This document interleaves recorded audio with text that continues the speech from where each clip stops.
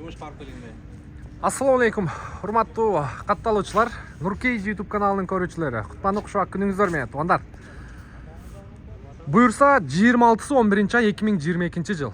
Moskva vaqti bo'yicha kechki soat 9. Tuğanlar, bizde Mercedes-Benz E-Class 2 объем turbo dizelde avtomat коробкада tuğanlar. Лизингтен өткөрүп берет.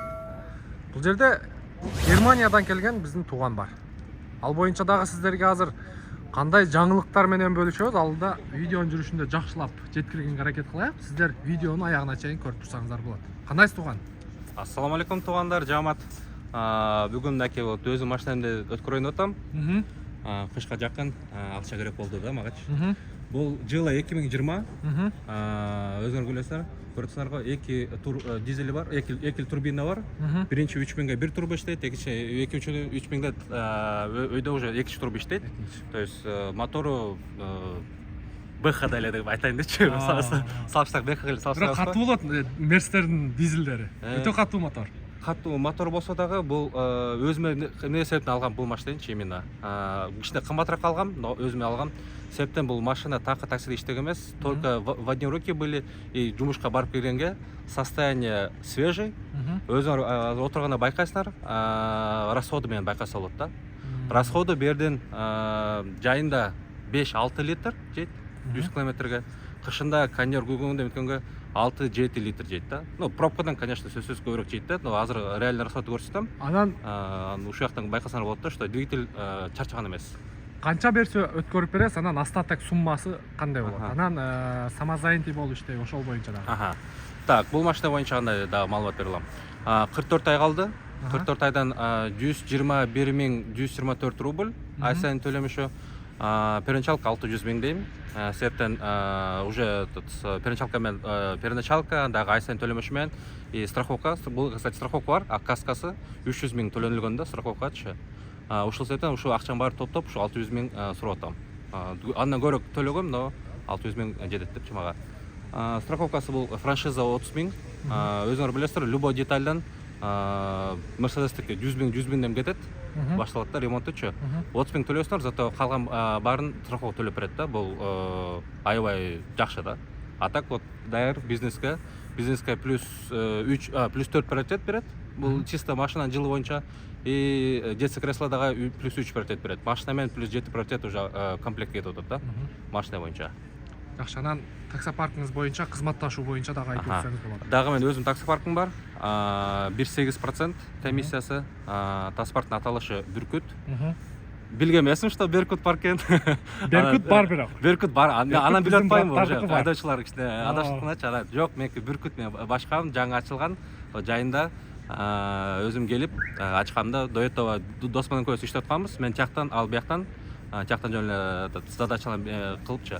Анан уже бөлүнүп, азыр өзүм келип, өзүм таксопартты жүргүзүп атам да. Жаңы Кисарт турлайсыздар. Кисарт өзүм водителиме бекер кылып берем. Сыртара, конечно, акча кылабыз. Подтверждение учета записи кылынат. Путевой, карточка фронтовщика бүт баары бар. Так, анан буюрса машинаны дагы өткөрүп бересиз алуучуларга. Сиздин паркыңызда иштейт? Мындай да. Все-таки бизнесте көбүрөөк акчага өйдөбүрөөк приоритет керек. Ошон үчүн мен самозанятыйга иштегенге уруксат берем. Самозанятый плюс 5 приоритет, бияк плюс 7 плюс 12 приоритет уже ойдога кармаса болот. И өзүнүн приоритет платина менен уже плюс 20дан нормаль заказдар келип иштесе болот да. Самозанятый иштебейм, самозанятый 12 саат иштеп коюп, анан башка жакта иштемесе, тогда уже мен таксопаркта иштеш керек. Германиядан качан келгенсиз? Германиядан жазында келгем. Жаздын аягында келгем. Ошо согуш башталганда келип аткам. Да, айла жок болду. Себептен Германиядан өзүм 7 жылда жүргөм. Ошол жактан жогорку окуу жай окуп анан все-таки бирөөгө иштебей, бери келип өзүм иштейин деп, ошол максаты менен кыргыз туугандар менен чогуу берге эликке жеткенге ушул максат менен келдим да. Жакшы. Демек, англисче, немисче жакшы эле сүйлөйт экенсиз. Меники профиль англис тілім, себептен жогорок жай англисче сүйлөшкөм, жумушта тоже англисче. Но немисче, конечно, Анда англисче, немисче Нуркей YouTube каналына катталып, лайк коя кетиңиздер деп айтып коюңуз. Please subscribe to YouTube channel Nurkej and give a like. На немецком еще будет тогда. Bitte abonnieren Sie dem Nurkej YouTube канал. Баракелла. Алла разы болсун. Туугандар, биз анда машина боюнча бир сыйра сиздерге көрсөтөйлү. Анан дагы кошумча маалымат болсо, тууганыбыз бир сыйра ойлонуп турсун. Мен сиздерге машина боюнча жакшылап көрсөтүп коеюн. Көрүп турасыздар, Mercedes-Benz E-класс E200. Машинанын өңү кара. 16-чы куюлма дискада, учурда зимний дөңгөлөктө турат. Мынакей. E200 дизель. Так, эми ички салондору боюнча дагы бир сыйра көрсөтүп өтөйүн. Бизде бизнес класста иштегендер барбы? Комментарийге жазып коюңуздарчы. Бул жерде полный электропакет, блокировка, разблокировка, электрический күзгү, кожаный сиденья. Бисмиллахиррахманиррахим. Старт-стоп. Так, жакшы, эшик чыгайлычы. Өтө сонун. Мультируль көрүп турасыздар.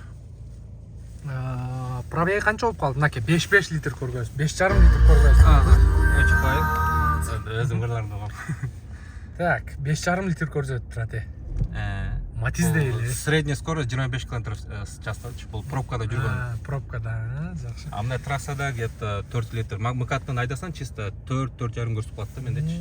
Бул жакта фараны бүкүлчү аттилери. Мультируль бар экен.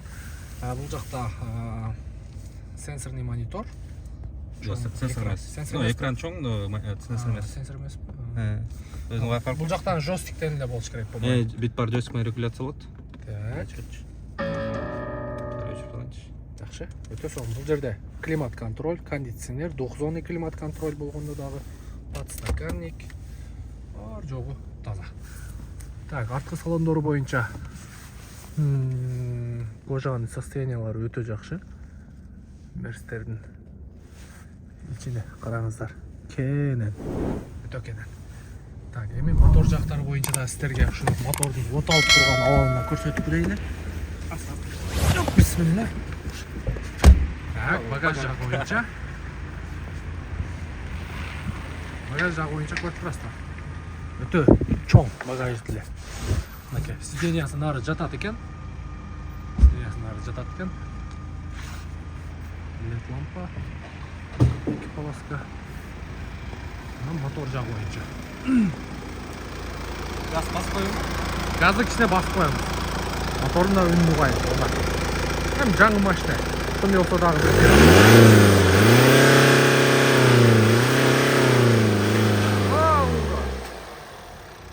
жакшы. Өтө сонун. Так.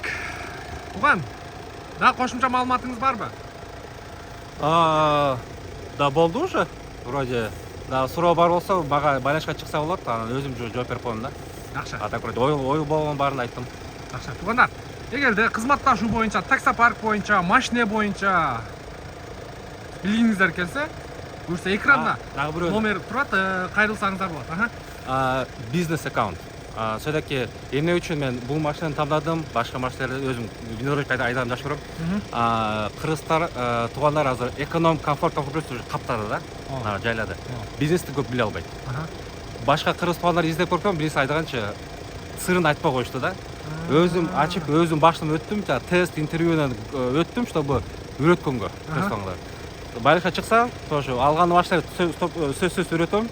И дагы компания, өзүм компания бүркүт, өзүм компания ачкам да. О депчи. Бул мен о жазып турат. Дагы келечекте дагы машина алып чыгабыз, бизнеске үйрөтүп, лизинг алып чыгып, ушинтип чогуу ийгиликке жетелик бу жерден. Комфорт плюс комфорт эконом каптадык, эми бизнес каптайлык. Жакшы. Бийиктикке чогуу. Демек, уктуңуздар туугандар. Мындай аракети жакшы, ушундай инсандар менен баягындай иштешкенге мүмкүнчүлүк түзүп берип атат туугандар. Буюрса суроолор болсо экранда номер көрүп турасыздар. Чалып, байланышып көрөсүздөр туугандар. Бизден ыраазы болуңуздар. Кийинки видеого чейин сак саламатта туруңуздар.